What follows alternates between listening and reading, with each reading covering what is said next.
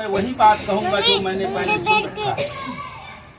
गौतम जी ने कहा, जब महाभारत के युद्ध का अंत हो गया और द्रोणाचार्य का पुत्र अश्वत्थामा के द्वारा अपने बेटों को मरा देख करके सब पांडव बड़े दुखी हुए, तो पुत्र के शोक से व्याकुल होकर के द्रौपदी अपनी सखियों के साथ ब्राह्मण श्रेष्ठ धौम्य के पास जाती है और द्रौपदी जी ने धौम्य से कहा कि हे विप्रेंद्र, कौन सा उपाय करने से बच्चे दीर्घायु हो सकते हैं, कृपा करके ठीक ठीक कहिए।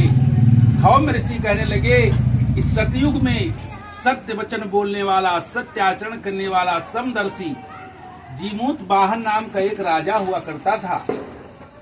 एक बार वह राजा अपनी स्त्री के साथ ससुराल गया हुआ था और वहीं रह रहा था। एक दिन की बात है, आधी रात के समय पुत्र शोक से व्याकुल कोई स्त्री रोने लगती है। वो अपने बेटे के दर्शन से निराश हो चुकी थी, उसका पुत्र मर चुका था।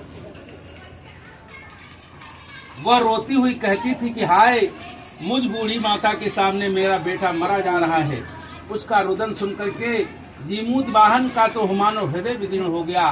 तत्काल वह स्त्री के पास पहुंचा और कहने लगा कि हे माता, तुम्हारा बेटा कैसे मरा है। बूढ़ी ने कहा, गरुड़ प्रतिदिन आकर के गांव के लड़कों को खा जाता है।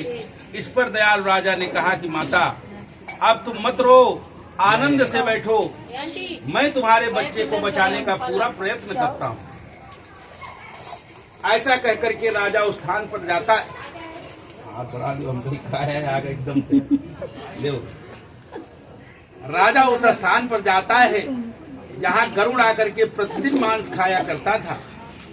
उसी समय गरुड़ भी उस पर टूट पड़ा और मांस खाने लगा।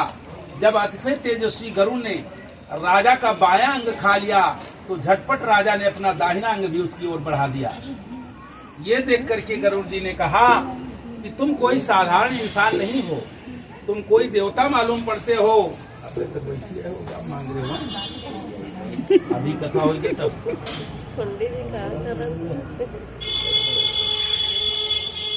अपना जन्म और कुल बताओ।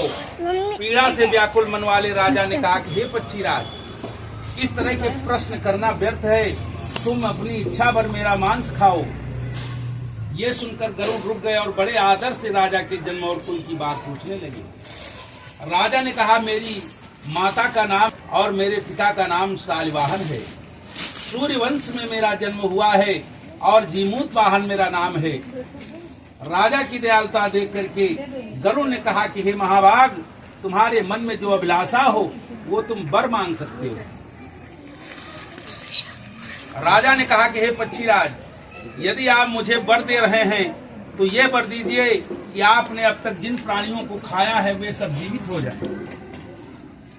हे स्वामिन, अब से आप यहाँ